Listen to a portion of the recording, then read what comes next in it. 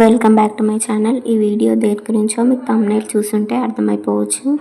అసలు పసుపు దంచడం ఎందుకు చేసుకుంటారు, ఎలా చేసుకుంటారు, పూర్వంలో పసుపు దంచడం గురించి ఏమేమి విశిష్టత ఉందో నేను చెప్తాను.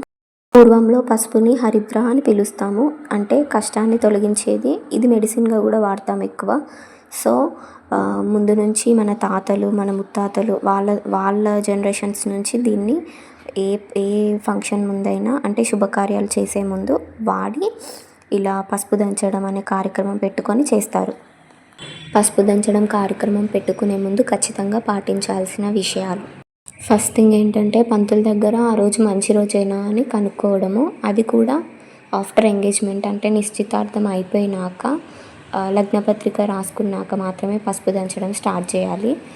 అండ్ సెకండ్ థింగ్ ఏంటంటే 5 లేదా 9 మంది ముత్తైదులు ఉంటేనే పసుపు దంచడం కార్యక్రమం అనేది చేసుకోవాలి. అండ్ ఇంకొకటి, అమ్మాయి వాళ్ళ పసుపు దంచడం కార్యక్రమం అయిపోయాకే అబ్బాయి వాళ్ళ పసుపు దంచడం కార్యక్రమం అనేది చేసుకోవాలి. పసుపు దంచే కార్యక్రమంలో వాడే ఐటమ్స్ అన్నిటికీ మనం పసుపు కొమ్ములతో కంకణాలు కట్టుకోవాలి. అండ్ లాస్ట్కి పసుపు కొమ్ములు దంచడానికి వచ్చిన ముత్తైదులకి వాళ్ళు వెళ్ళేటప్పుడు వాయినాలు ఇచ్చి పంపించాలి. ఎలా స్టార్ట్ చేయాలి అండ్ ఎలా ఈ ప్రాసెస్ని కంటిన్యూ చేయాలో ఇందులో తెలుసుకుందాం.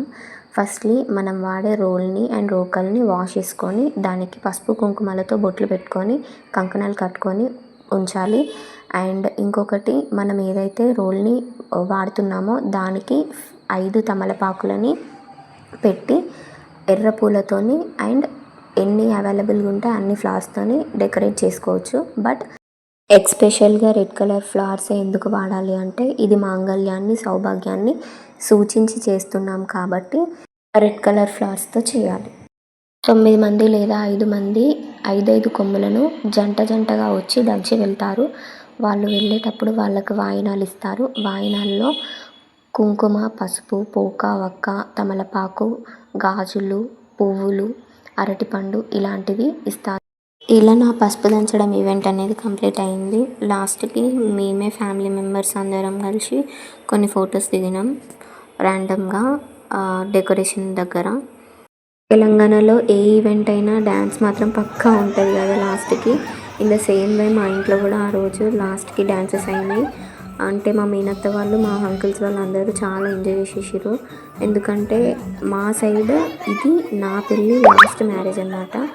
ఇంకా మళ్ళీ ఎవరిదైనా ఈవెంట్ అంటే ఇంకా అది ఎప్పుడు ఉంటుందో కూడా తెలీదు. ఇన్ ద సేమ్ డే చాలా అంటే చాలా ఎంజాయ్ చేసారు ఆఫ్టర్ లాంగ్ టైం.